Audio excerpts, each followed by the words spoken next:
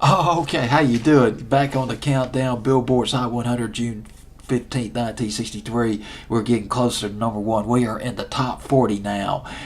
Number 36, up 11 notches from 47. Steve Lawrence, one of my favorite songs off the countdown. Poor Little Rich Girl. I lost 45. Steve Lawrence goes back. Now his biggest hit was "Go Away, Little Girl." Everybody remembers that, but nobody else. But everybody else does. Well, they don't remember his other hits.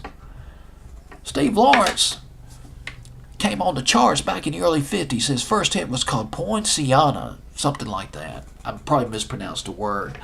Bottom line, he signed his first record contract in 1952. It was with King Records, and he was still in high school. He was a kid. He was about 16, 17 years old when he signed that contract and had his first hit. Steve Lawrence. But his principal let him take time off to make personal appearances.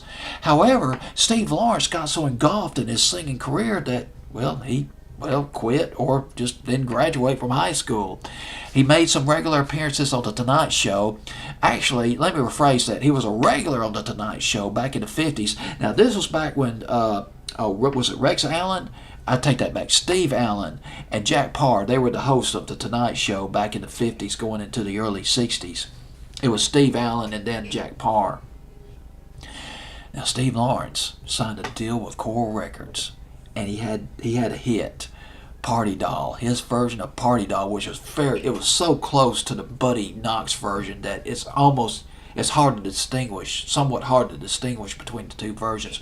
But his version was a hit record back in '57. Now, this is the thing that strikes out to me about Steve Lawrence.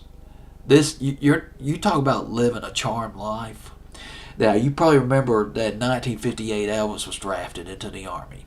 Steve Lawrence was drafted into the Army too in 1958. But instead of being sent to the front or, whatever, he was stationed at Fort Myer, Virginia. He became the official vocalist of the United States Army Band. And that's not all. He was still having hit records even when he was in the Army. ABC Paramount released a couple of hit records of his. Pretty Blue Eyes. Does anybody remember Pretty Blue Eyes? 1959 and Footsteps from 1959.